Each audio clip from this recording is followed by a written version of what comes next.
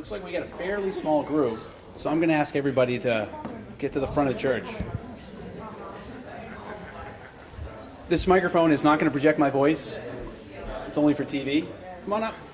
Get closer. Good. How you doing? Good.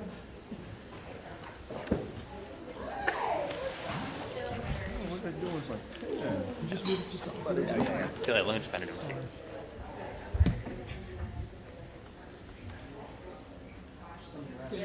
Come on, people. You look familiar. Gilman Square? Yeah. Excuse me, excuse me. Can you just move over just a little bit? You said 3, right? Yeah. What's that? You can snuggle up to me, Kevin. We're old buds, so. We are.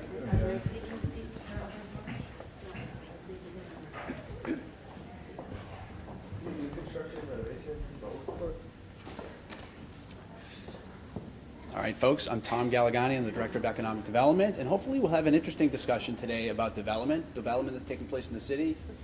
Yeah, this microphone actually is not going to project my voice. It's for the purposes of TV. So if you want to get a little closer, it'll make it a little easier. So first of all, I want to thank everybody for your participation today and tomorrow. I feel a little corny when I say it, but truly, SomerVision is what we look at almost each and every day and guides what we do and how we think about the different projects that we work on. So it's not this empty planning exercise where everybody gets involved and then we forget it and literally put that on the shelf. It's something that's integral to the work that we do in OSBCD. So I appreciate all your efforts, whether you're here for today or here for tomorrow, or if you're participating in future meetings. It's all vitally important for guiding the work that we do and the direction that the community takes over the next 10 or 15 years. So I thank you. Again, we're going to talk about development. We're going to talk about a little bit about development financing, hopefully get the insight in the brain of a developer, give you a basic sense of what they need to deal with. We're going to talk about the development process and how we manage that development process here in Somerville. We're also going to talk about community benefits, what we do as a community to try to squeeze as much out of the development process as possible to ensure that the impacts of development are spread evenly or mitigated as much as possible, and that the benefits of development are shared by as many people as possible. And then finally, we'll talk about the importance of commercial development in our community. It's vitally important. If anybody participated in SomerVision 10 years ago and has participated in any other planning discussion, it's something that we desperately need in the city to solve hopefully a lot of problems and be a source of revenue for a lot of the fun things and the important things that we want to do as a community. Oh, financing and development. I just want to sort of quickly talk about real estate developers first of all. You know, those evil folks, those out-of-towners who come to our community and they put up buildings, 15-story buildings right next to some poor old little old lady blocking her sunlight. Those evil folks, well, yeah, you're laughing because they're not evil. They're entrepreneurs.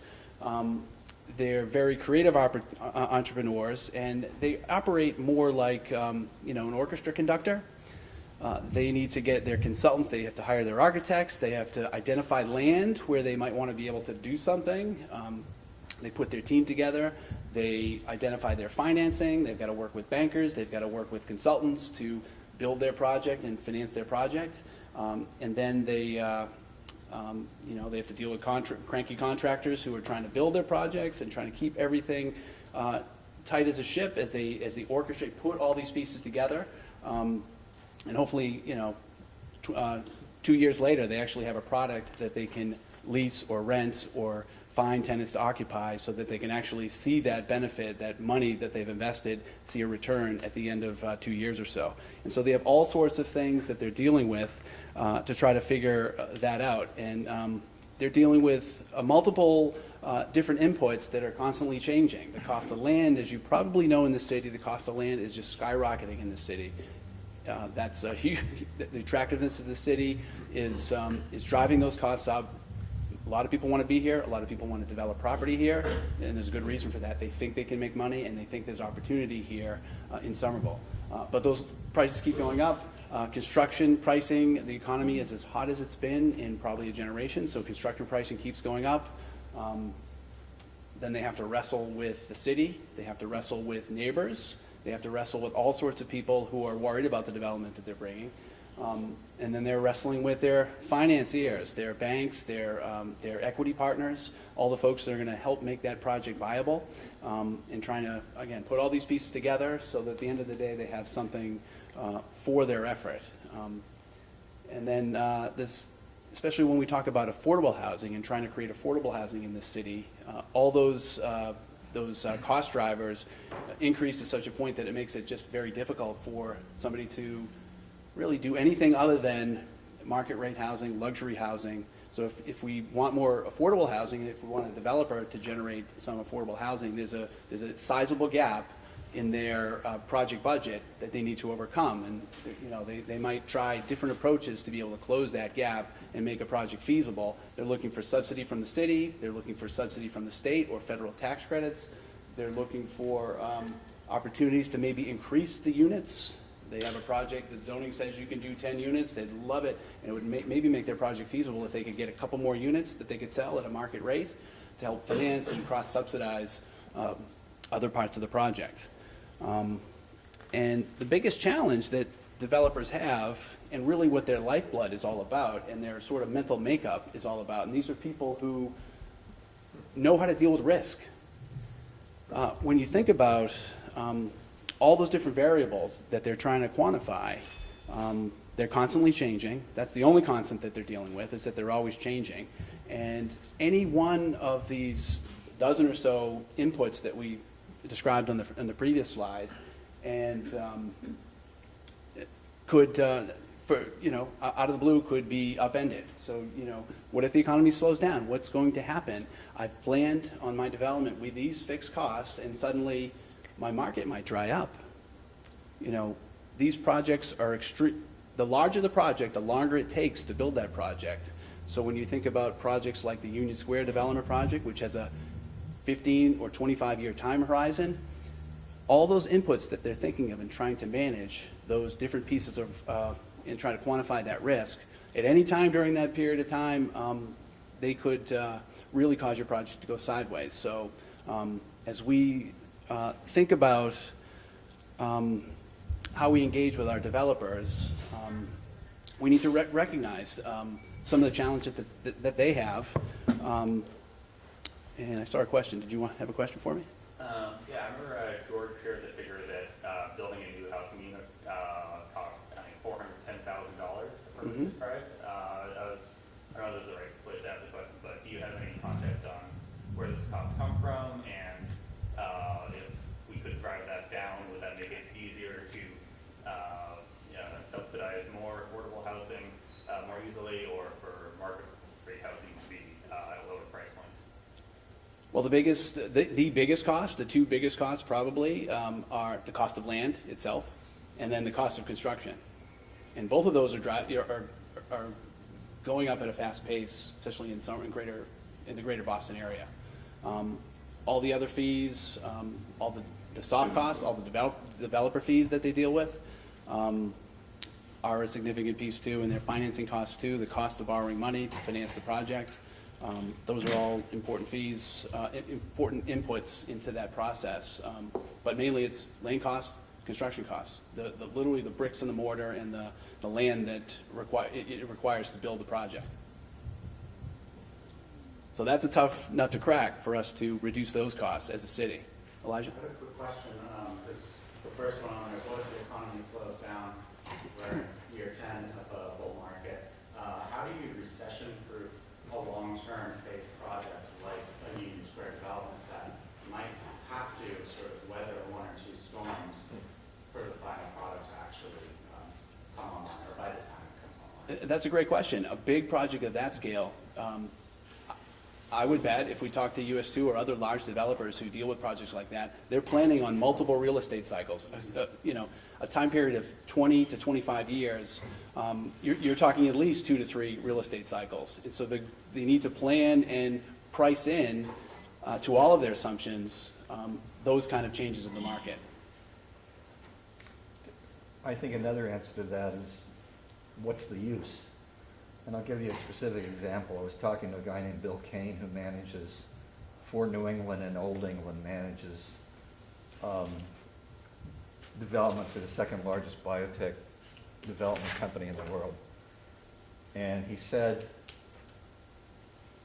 until death is outlawed, economic cycles aren't going to have very much impact on us, because we're in an industry where our funding comes from NIH and venture capital, and the development cycle for those products transcends economic cycles.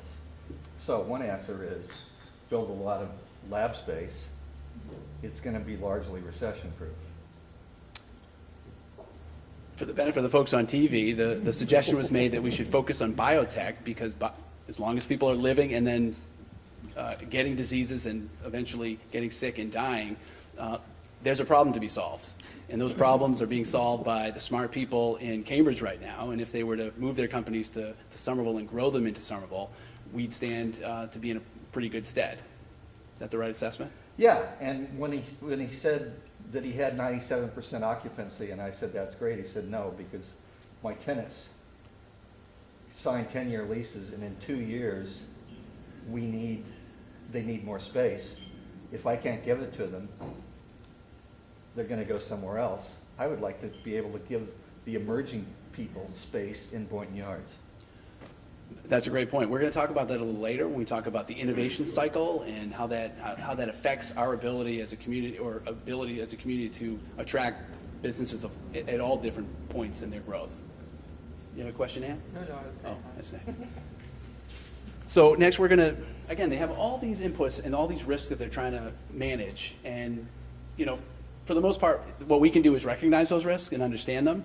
And, but there are some portion of those risks, that palette of risks, that the city impacts. Again, they're very interested in working closely with the city, any city that somebody's looking to do development in, because they're looking for permission to do their projects. They're looking for zoning approvals, they're looking for building permits, they're looking for all sorts of other approvals to allow them to build what they want to build.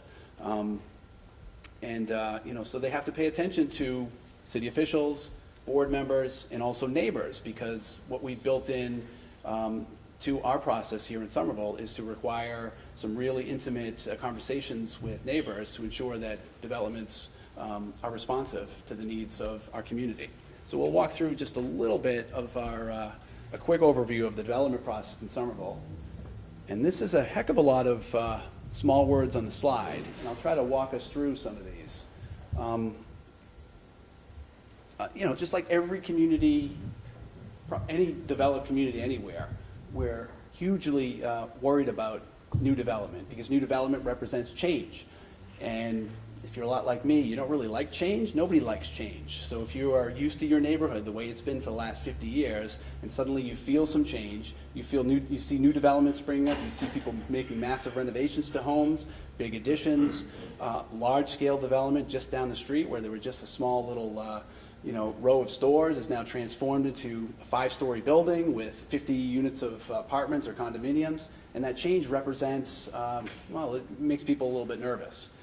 Even if it's something that we've talked about collectively as a community that we want to see that change happen.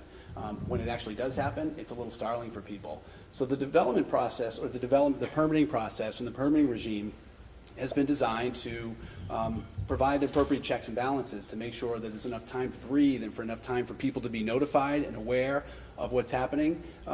And that's really dictated by state law. And we've made enhancements as a community, thanks to probably a lot of the advocacy that has taken place by some folks in this room, to expand on the bare requirements that the state outlines to a more rigorous process that really gets deep and forces the conversation between developers and neighbors, or at least provides the awareness. And so we have a pre-application process where people typically, they're going to walk in with their concepts, their ideas, and they'll schedule meetings with staff, particularly in OSPCD, on the planning side of OSPCD, and they'll begin to really scope out the project and talk with our planners to understand what the rules of engagement are in the city, what the rules for development are, what the zoning rules are, what other requirements are required, and really figure out what's really doable. Just sort of an offhand, unofficial sort of conversation starter with the planning department. And then eventually they'll do their studies, they'll figure out what needs to be accomplished, and they'll submit their formal application.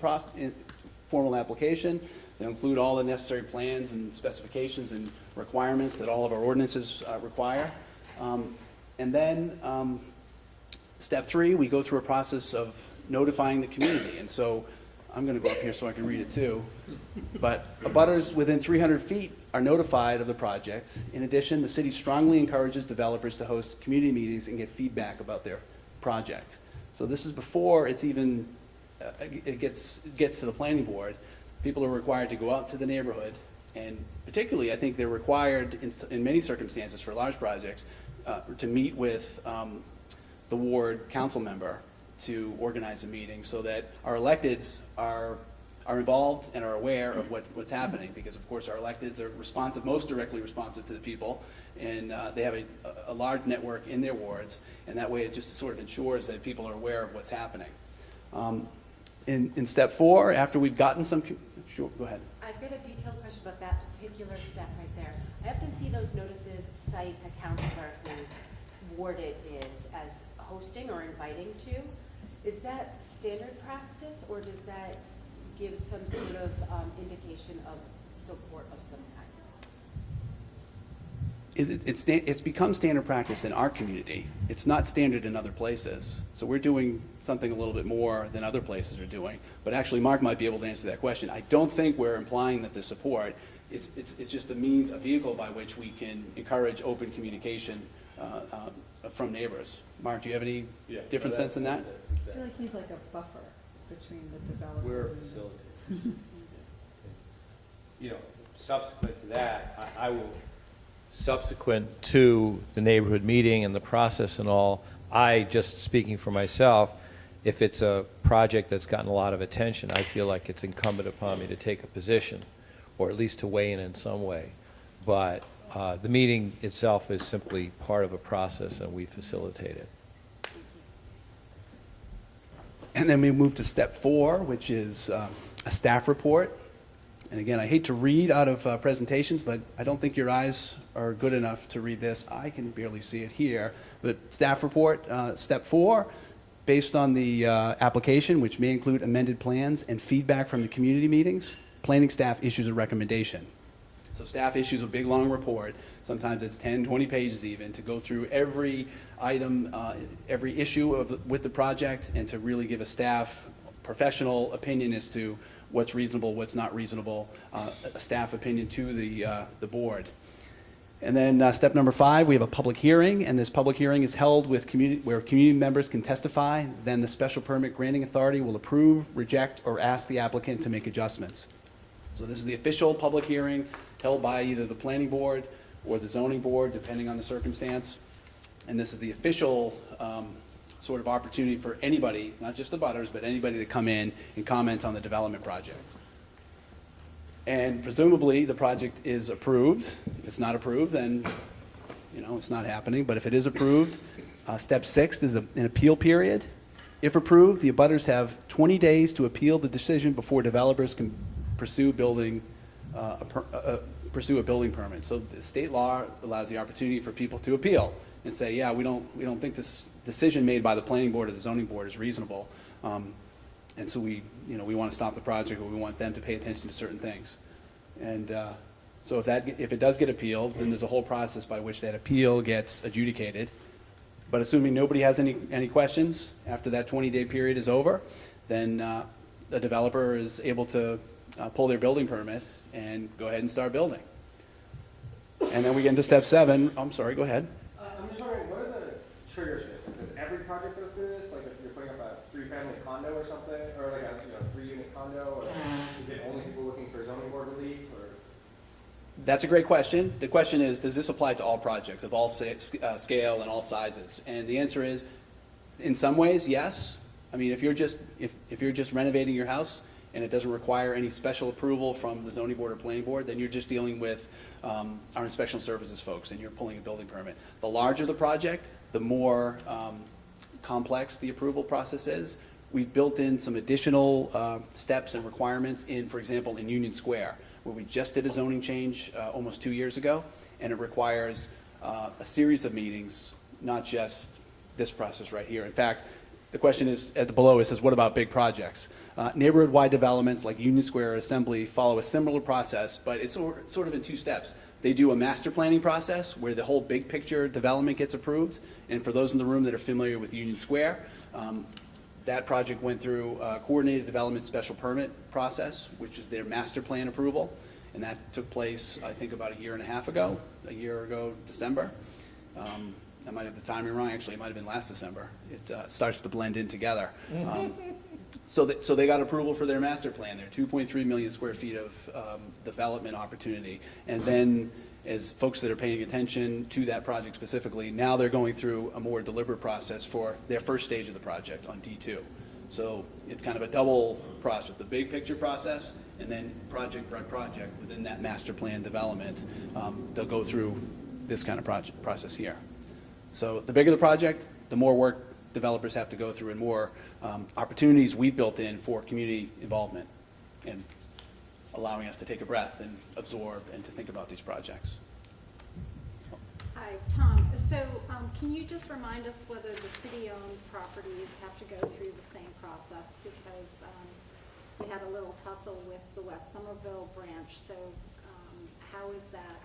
How are you all proposing that process to be for city-owned assets? That's a great question. The question was, does the city go through this same process for its own property? And the answer is a 2-part answer. Counselor is talking about the West Branch Library specifically, and the answer to those properties is no, we don't have to go through zoning, the same large development process and review process for our own assets. Sometimes, since those projects require the expenditure of public funds and borrowing money to accomplish those tasks, there's a sort of a check and balance perhaps built in. So our electeds, our city councilors specifically, are able to stop and ask questions and maybe slow down the process if that's warranted. And then there's a whole nother category of city-owned property where we intend to dispose of property that we want to surplus property. So a vacant lot, like thinking of an example, or even the Union Square property is city-owned. We acquired that through the Union Square urban renewal process. And so we actively acquired and assembled sites and cleaned them up and then found a development partner to build that project. So that's still a city-owned, actually split between the city and the SRA, the Somerville Redevelopment Authority, but it's publicly owned. And it's going through the same process because ultimately the end use is going to be private development. So that our private development partner, in this case in Union Square, US2, is going through a fairly rigorous process. I wouldn't even say fairly, a rigorous process to get approval. So, What about the community process, though? I mean, informing neighbors. I mean, as a ward alderman, if there's a developer that comes to my ward, it is encouraged through the planning department that the developer come talk to the ward alderman. The ward alderman, counselor, has a community meeting. The whole neighborhood is flyered, so everybody knows that it's going on.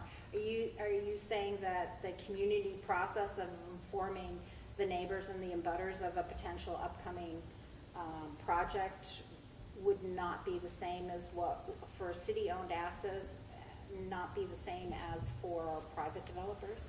the question is, does the city go through the same process of public notification and engagement as we require of our developers? And the answer is, we require all that of our private developers. We don't require that of city projects. It's good practice, and oftentimes we do go through a multi-tiered process of working with the community to scope a project, understand what the impacts are, and to prepare for eventual construction.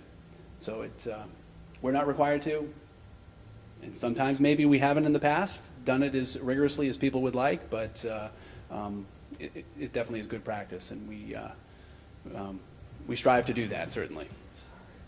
Does that answer your question? Yes, I guess we'll have to look at the zoning as we're overhauling it in terms of community process. Thank you. And then there's a last portion at the bottom, who grants special permits. And special permits are granted by the planning board and/or the zoning board of appeals, depending on the nature of the project. For clarification on which boards will review a project, contact the city's planning department. I guess there's no answer for me. I'll have to talk to my neighbors when I get back, but depends on this, our zoning ordinance articulates which body is responsible for which project in the review for each. And sometimes, many projects require approval from both the planning board and the zoning board, typically the larger projects. Question? Sure. In the session we had before on open space, the role of neighborhood plans as ways of making planning the best work potential that how it should be came up. And how do they get, as part of, as we were talking this morning about conserving equitable systems, how is it that we can talk about creating the system in such a way that we're thinking about more than what's good for my block, on my street? And therefore not just perpetuating systems that have historically privileged certain communities, certain populations of run. That's an outstanding question. I'm going to try to rephrase it for the purposes of the television. Your question is about the city's very rigorous and deliberate neighborhood planning process, where we take, at a neighborhood scale, we go through a process, and we've done that for probably 2/3 of the city, to create neighborhood plans.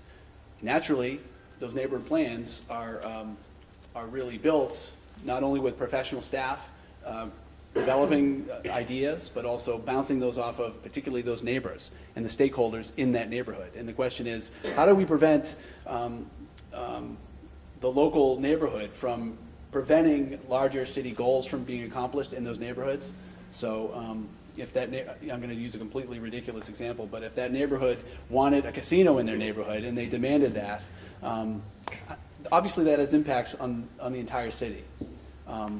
And so how do we ensure that balance? That's a great question. I don't have a great answer for you, other than our process that you're involved with right now and that started 10 years ago with SomerVision was to look at the big picture and to look at a citywide and develop citywide goals, and with the promise of following up with these neighborhood level plans so that we could get into the details of each of these neighborhoods.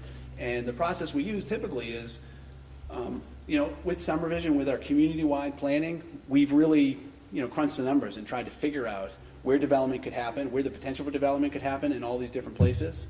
And then when we get to those neighborhood level planning discussions, that's part of the discussion, and that's sort of the lead.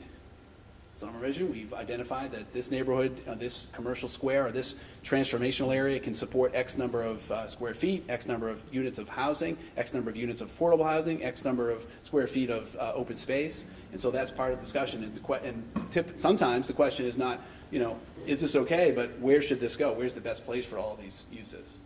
Does that answer your question? I don't know if I got a 100% answer for you. Only partially. Yeah. Not because I think it's easy.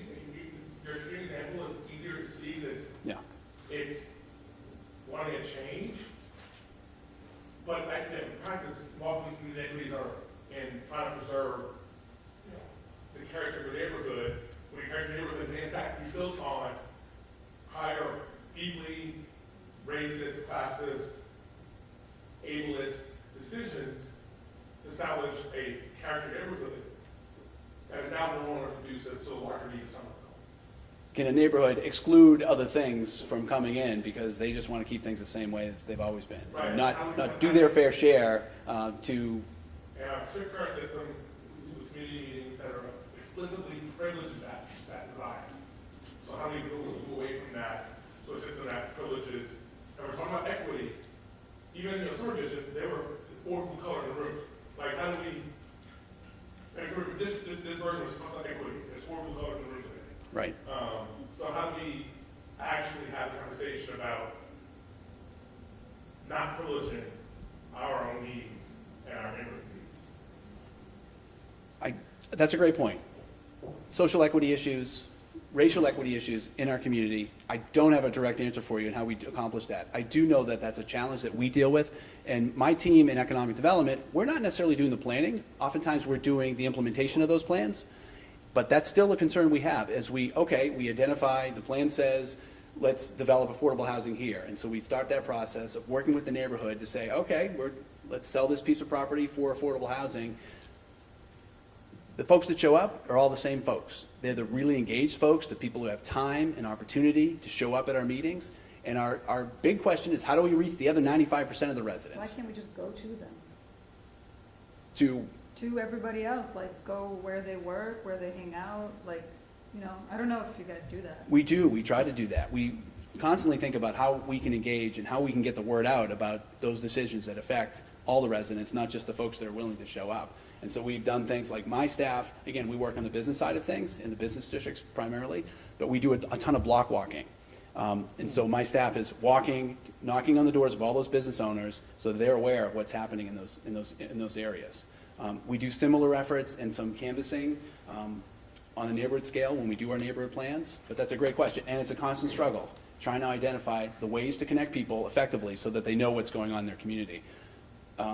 Everybody's got a phone, and that's an easy way for people to get in contact, but geez, it's an information deluge. And even though it's coming through in your Twitter stream, you're not always going to really pick it up. So we constantly are trying to refine our strategy to engage with folks, and it's a constant effort.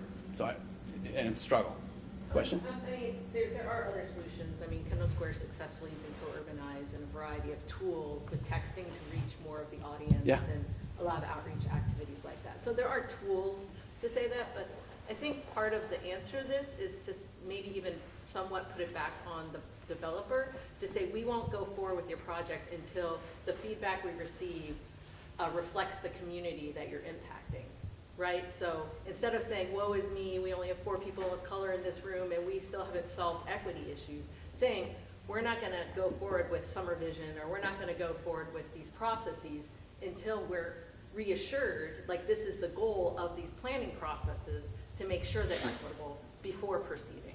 And I think I think they're doing a lot of this in Boston too, of thinking about this a lot more with comprehensive planning, of not going forward until there's a lot better feedback and not just saying, oh, of course the same 3 people we know that, are friends with the counselor or friends with the people next door showed up, saying like, this is not acceptable process and we need to improve these processes before we can just keep putting the gas on development. And I understand there's a lot of complications with that, but I think at some point setting a line, drawing a line in the sand, that we can't keep going forward this way and have the Somerville that we want. Now, actual question is, I do feel there's like, you were a little bit going like, oh, there's, developers are bad and things like that. And I've had I used to run a nonprofit, I had a lot of real estate developers on the board, and there's clearly well-known good actors and less great actors. And so my question is, what does the city do in our own business development instead of passively sitting by and waiting for developers to come to us with a project, to actually woo the people who have shown that they can do affordable housing in really good ways? Rachel Heller, who used to live in the city of Somerville, affordable housing advocate, who has since left for the really affordable Belmont school system. She works with an affordable housing developer he does do market rate, but his goal is to put affordable housing in communities. So there's a lot of these like better actors that I think the city of Somerville could be really great about being more proactive, attracting it, instead of trying to work with some of the ones that we know maybe in the past have not, in other communities have not had the best community processes. As I understand it correctly, the question is, what's the city doing to attract better developers versus just waiting for whatever developer comes through the door? Well, we do both. I mean, we deal with folks that have projects, who want to do projects. We don't control every piece of property in the city, certainly. When we have city-owned assets and we do urban redevelopment plans where we're acquiring property, like in Union Square and most recently at 90 Washington Street, where we've acquired a piece of property that we're planning to put a new public safety complex on, and then the balance of the site will make available for private development. Those are unique opportunities where we have much more flexibility to identify and to set the bar higher than just any developer walking in the street, and to set requirements even higher so that the process is more community focused and more inclusive. And just to follow up on some of your comments before, there are new exciting tools like Co-Urbanize, and there's a host of others that we're evaluating right now so that we can do our job better. We don't accept that just, oh, 3 people showed up for a meeting, so therefore, oh, what can we do? That's the only community input. Let's go ahead and move ahead with a project. We generally, as a community, we don't accept that, and we're constantly looking for new ways to, again, engage the other 95%. It'd be great if we had 50% of people showing up who are interested. The reality is, in this world, everybody's focused on all sorts of different things, and it's hard to get people's attention until the backhoe shows up and construction just starts. Then everybody wakes up. Unfortunately, then it's too late. So we try to do all we can in the neighborhood planning process to get people involved so that we don't have as little surprises as possible. The reality is that this community, the pace of change has been so fast in the last couple decades that people come and go, and there's a big rental population where people are here for a couple of years and they move on. We do a planning process, and we have community buy-in, and then a few years later, a development project happens, and people say, well, where did this come from? Well, we went through a neighborhood planning process. Well, I wasn't around for that, so I don't agree with that. You should redo the plan. And so we come up with a challenge of just the pace of change, and you can't do a neighborhood plan every year, naturally. So we have a lot of things to balance, and we're constantly exploring new ways to try and engage with folks on a consistent basis. Those online tools are excellent. One other challenge, right, is a lot of us don't behave in the way that we should, in that we live in one community, and maybe our kid goes to another community, maybe we work in another part of Somerville. So it's often like the people who, I don't know why everyone's like, oh, renters, they keep moving out. Well, a lot of us we lived here I'm a renter, I've lived here almost 10 years. I just can't afford to buy. Sorry, I just don't make enough money, period. That's fine, that's the way I want to live in Somerville. This is the cross I bear. It's not the worst, right? So I think, first of all, I really wish the city would quit saying renters, they just move out. Lots of people buy houses and move out, it's just, that's my little thing. But I think the other thing is being so centralized on that neighborhood, really lends itself to inequities throughout the community when you just think of someone as, being a Ward 5 resident and they're just there. So I just think there's more, I do think there's more to be done, and I think other cities are doing different processes that, I'm sure you're looking at, but it would be nice to see them here too. Totally agree.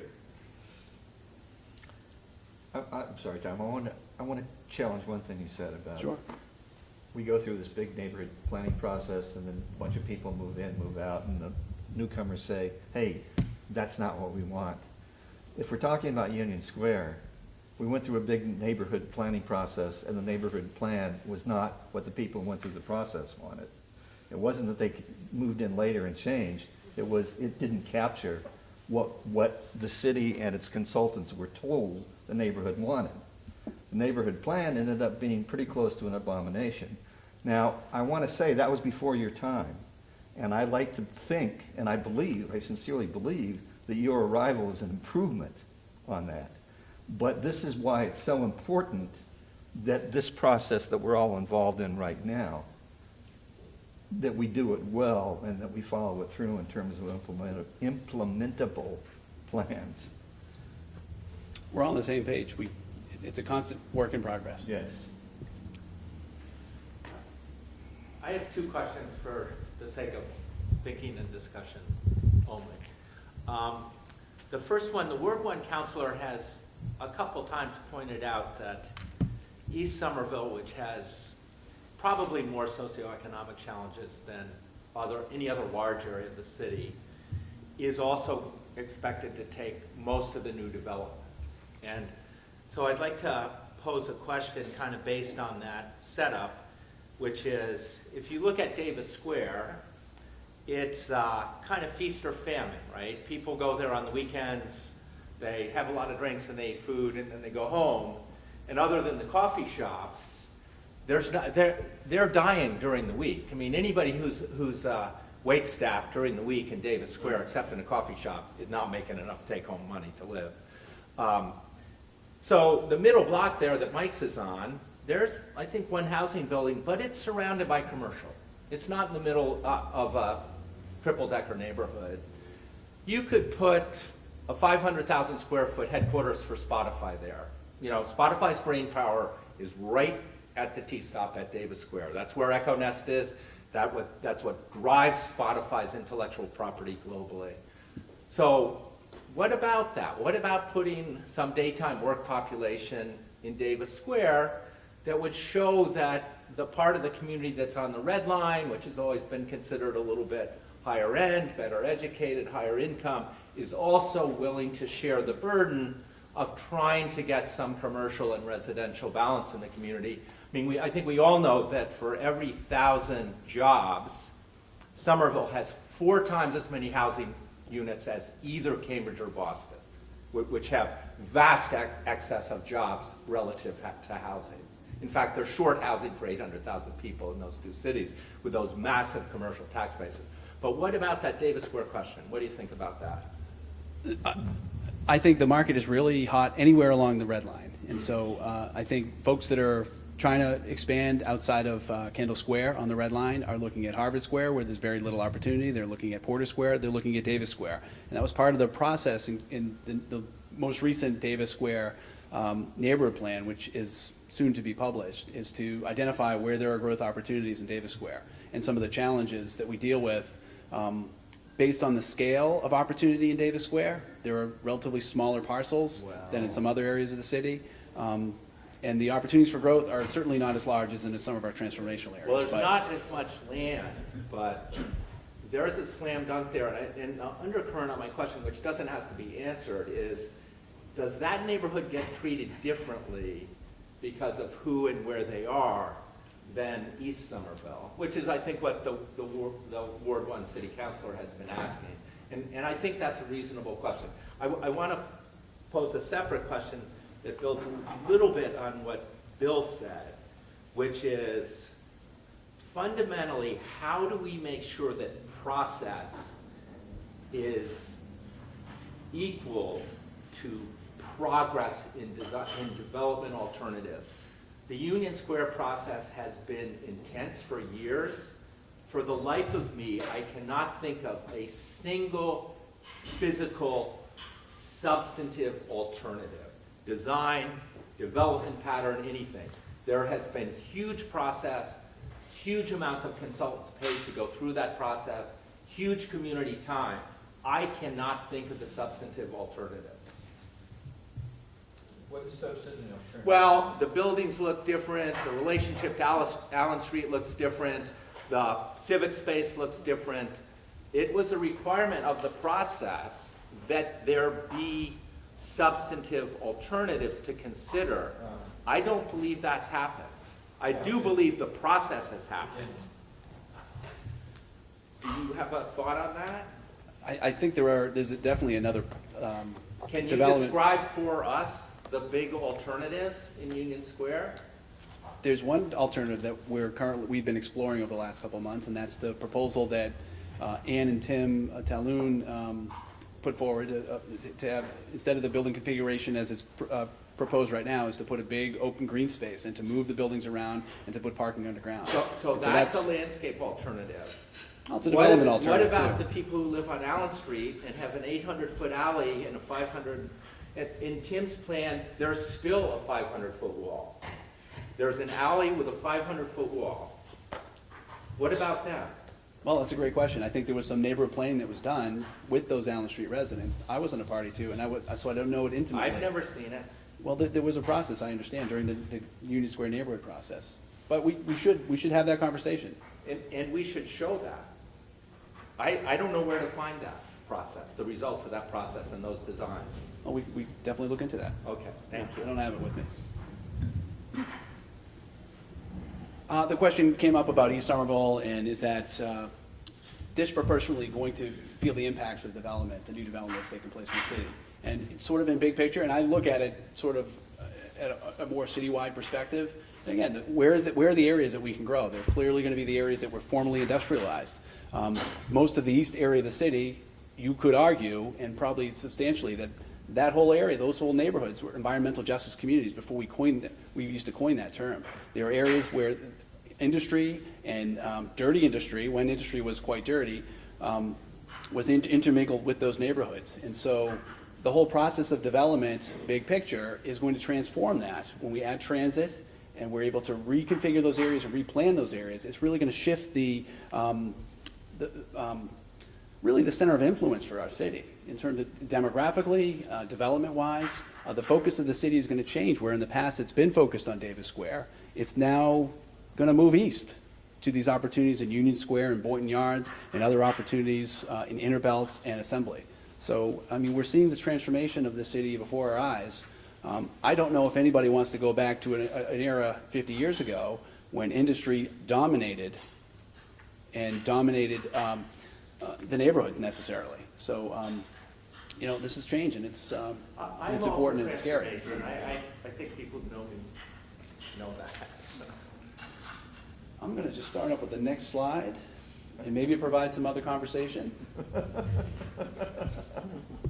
We're going to talk about, you know, community benefits and the process that has sort of evolved over the last couple of years, most recently over the last 5 years or so.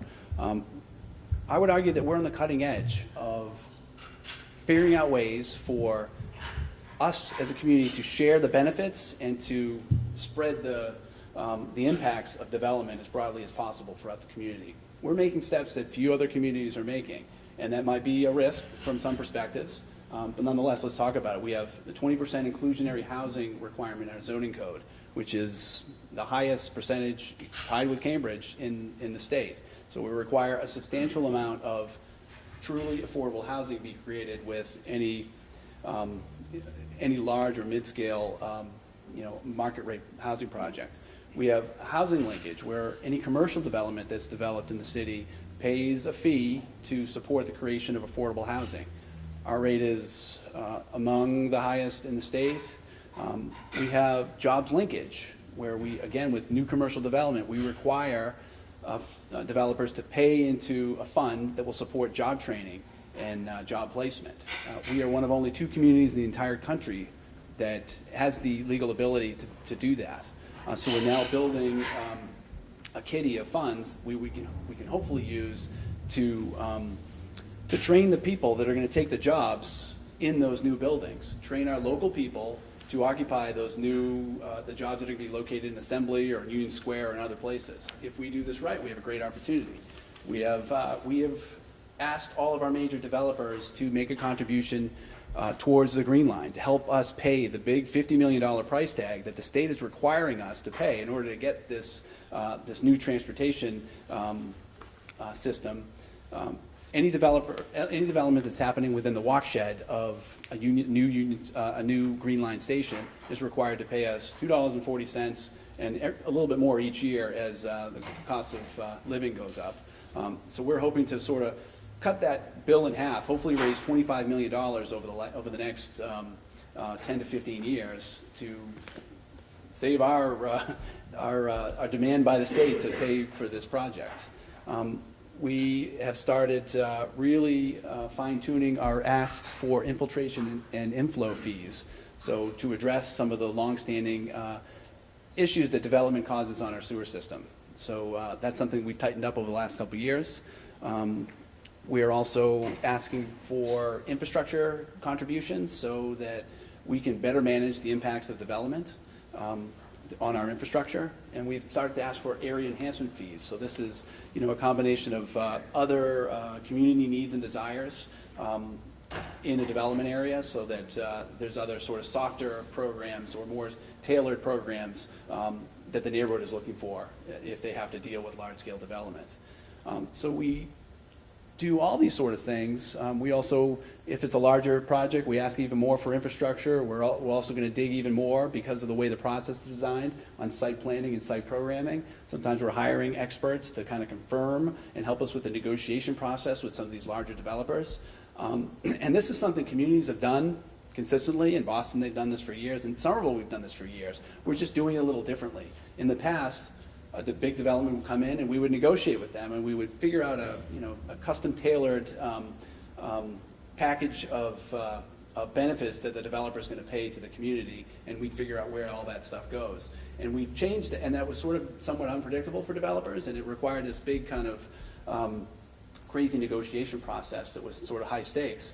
And we changed that a little bit, and we're trying to provide some clarity and set some clear expectations about what we're asking of our developers. And so we're kind of putting a number to each of our asks, a rate per square foot for, again, all these different things, whether it's housing, jobs, transportation, inflow and infiltration, infrastructure, et cetera. So that a developer can walk up and we'll give them a list. This is what we're gonna ask for.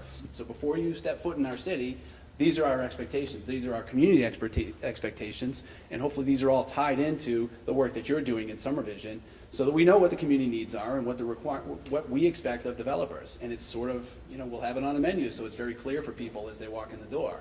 And that's different from what we did before and what other communities often do. This hopefully makes it easier for developers, knowing what they're getting into before they step foot in our city. But we'll see as we go. And what happens when, and what this does is it's created, the appearance of all these fees to do business in the city, to do development in the city.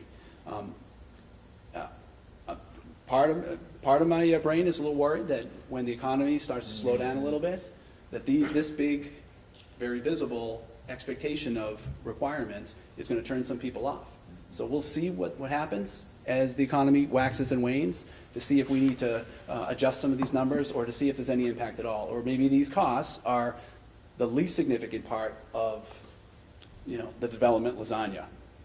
We'll see. Only time will tell. We're going to have to keep refining this approach as we move forward. Kevin? Related to that, and sort of harkening back to where you first started in terms of the different risks that developers deal with, the other part they have to factor in is the competition. When I say competition, I'm not talking about other developers. I'm talking about Malden. I'm talking about Watertown. I'm talking about other communities that want the same kind of development.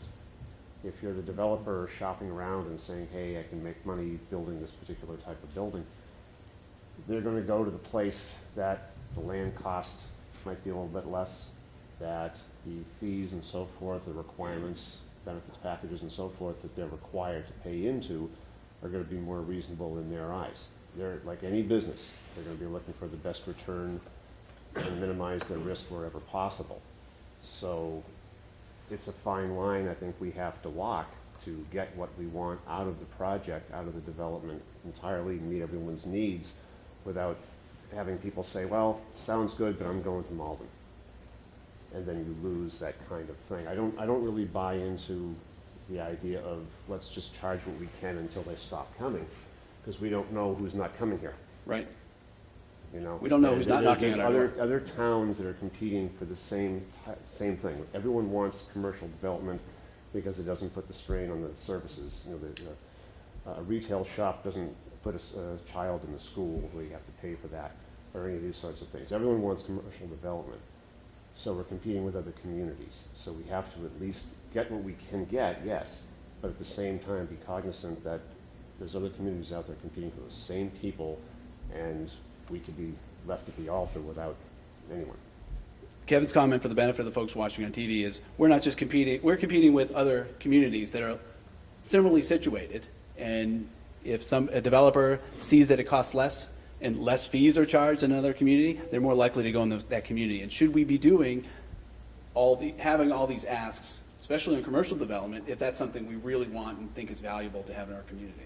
So those are great questions. I think it's great that they have a menu basically to choose from.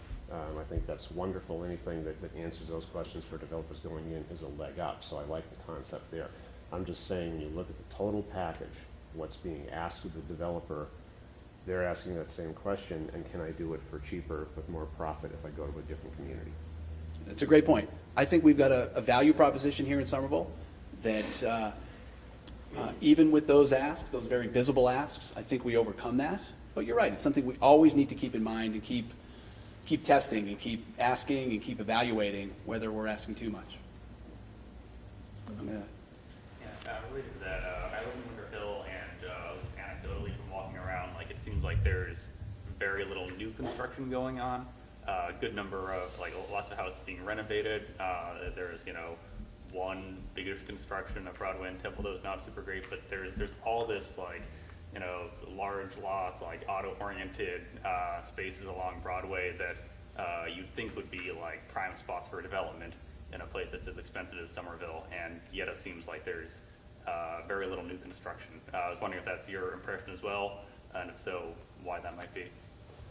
That's a great question, and it's something we, the neighborhood plan identified, the Winchell neighborhood plan that was published maybe 3 years ago now, looked at that and looked at the opportunities, and the big opportunity that's left, I mean, there are a lot of opportunities, but the big one, of course, is the former Star Market site. And so that's one that we're collectively focused on, just not only the city, but our elected officials and also the neighborhood. So I think that's a real linchpin in many ways, because it is such a big prominence and such a massive site on Broadway, on Temple, that as people see that there's some hope there on that site, I think it'll drive additional developer interest. And I know the Star Market parcel has its own history, but there's just like so many other sites that, there's like a laundromat that's been shuttered for years that like you'd think would be a prime spot for development in all these areas, but it certainly feels like there's not a whole lot of new construction meeting that. There's definitely some activity and there's some interest in some of those sites that you're talking about. You mentioned some of them. And suddenly multiple will sort of blossom at the same time is often what happens. But, we'll see. And we're obviously very interested to see some more positive signs on Central Broadway. William? To follow up on the point that for costs involvement, there's competition with other cities in the region. My question is about methodology. You said that you're testing and you're evaluating. Is there a systematic process of study as to how all this is working? And is it possible to look at comparative outcomes, let's say?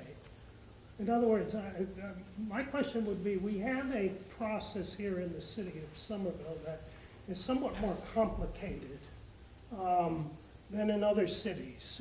New York, for instance, still has, as of right, permits for fairly substantial sized projects. And New York has about the same number of special permit applications go through the Board of Standards and Appeals each year as go through the Board of Appeals here in Somerville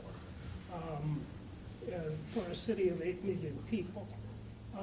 The question is, does all our extra process and does our negotiated process and the whole system of exactions and amenities, et cetera, what does it buy us in terms of extra quality? If you were to compare somewhat systematically, the outcome at Assembly Square to similar sized and similar types of projects in other places around the region, what are the quality points that are superior and can be related back to the various aspects of our process?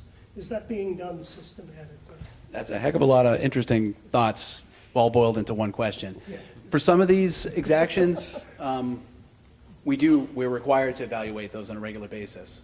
And so for inclusionary housing, for jobs linkage, for housing linkage, yes, by law, we're required to evaluate those. Some of the others, there's different processes. The totality of it, we've attempted to take a look at that and when we worry about that competitive circumstance.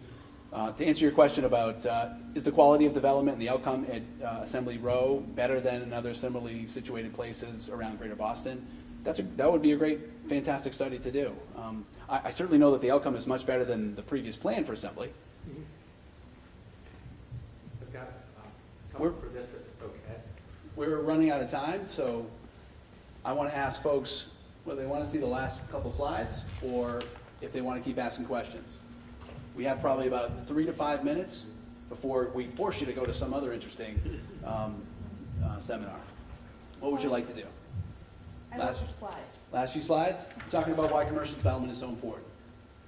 It may be obvious, but just in case it isn't, SomerVision, we want to link jobs with housing where it's located. We want to reduce our impact on greenhouse gas emissions. We want to make it easy for people to save time to get to work. We'd love it if everybody who lived in the city of Somerville worked in the city of Somerville.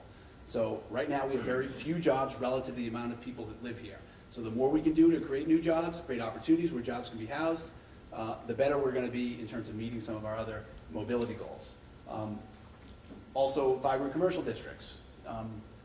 When there's upper story office, if there were more of it in Davis Square, the vitality of Davis Square would be more 18 hours and not just 7 hours at night. Similarly in Union Square, that's the whole premise of creating some more commercial development in Union Square so it can support a lively retail environment. And then the last piece, taxes. Commercial development generates a ton of taxes relative to the expenses required to service those uses. So the more commercial development we can bring, the more money we'll have in our coffers, the more we can do all of the interesting and important work that everybody wants to see accomplished.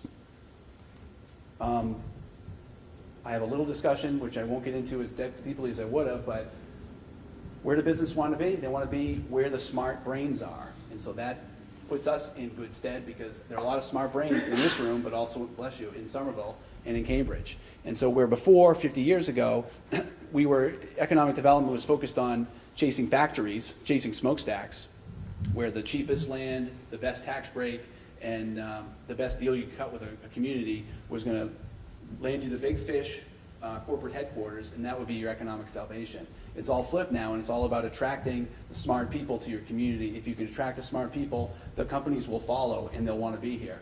That's what Amazon's whole process was all about. Where can we find the most talent across the country? And $100 subsidies. They are looking for that too, because they're not bashful. Let's not pretend we're looking for massive government handouts. But they certainly weren't going to go in rural Kansas to locate their second headquarters. We know that. They need to be where the smart people are. All the companies that are springing up in the innovation economy that's happening in and around here is because we're close to universities, and those people that went to those universities and want to stay around those universities are here. And so that's how we need to approach economic development and really think about creating the kind of places that people want to be. And if so, those are where those companies are going to find those people. We have this issue of the innovation gap and just the different needs of different size companies that I'll get into really quickly. We have startups, and we've got plenty of startups in our community. Greentown Labs, Artisans, it fosters a lot of that entrepreneurial activity.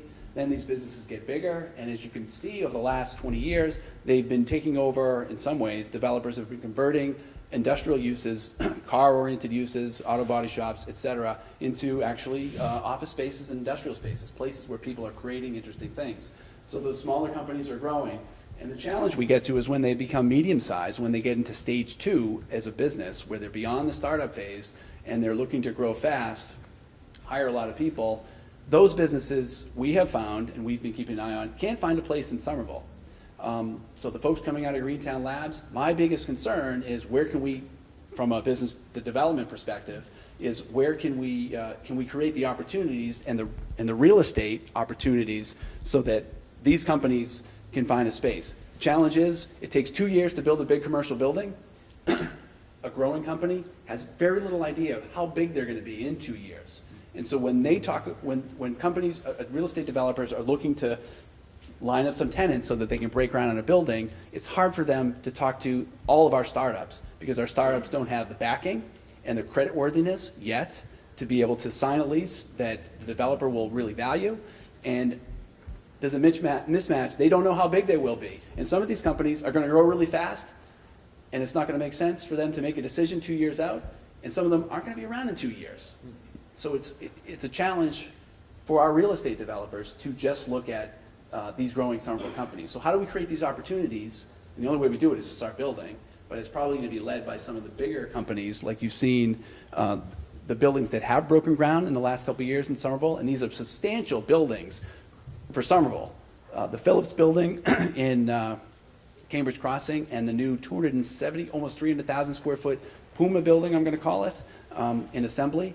We were able to attract companies from outside the region in the suburbs. Again, they all situated in the suburbs because that's where the people were and that's where the cheap land was and all the parking was. And now they're coming back to the city and they're looking for places like the kind of places that we've created in Somerville that are amenity rich, transit oriented, easy for the skilled workforce that they want to attract to be able to get to those places. So we're seeing some success, but we've got a real challenge with our growing businesses and our goal to keep those here in Somerville. So that's just a little perspective, but I can take 2 more quick questions, and I want to see people who haven't raised their hand yet.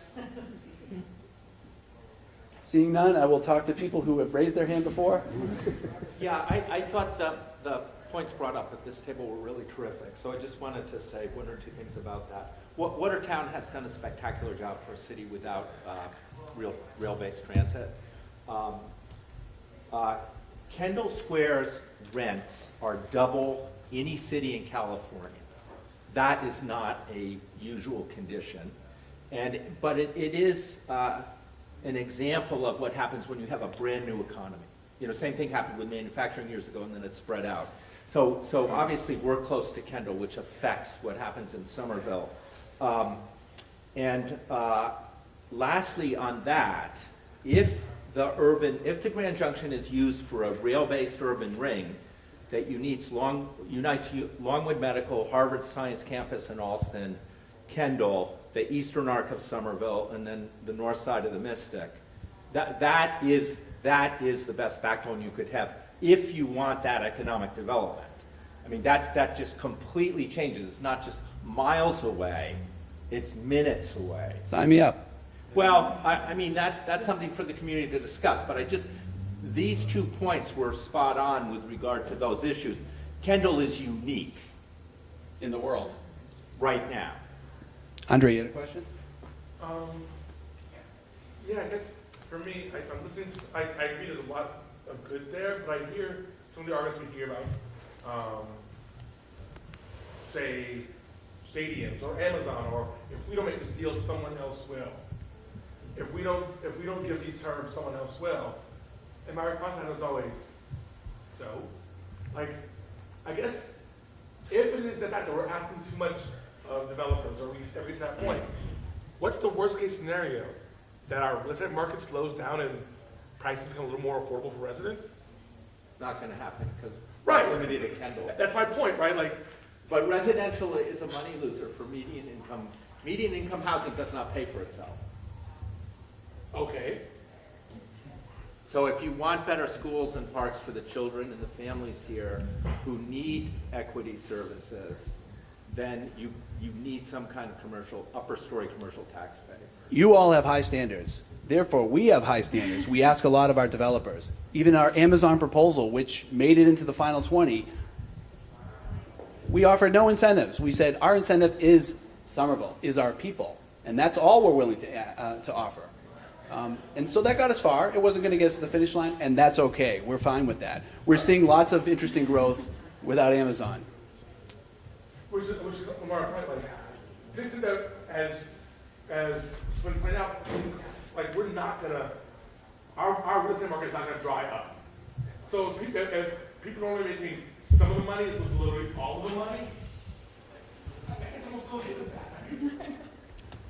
I want to thank you all for coming this afternoon.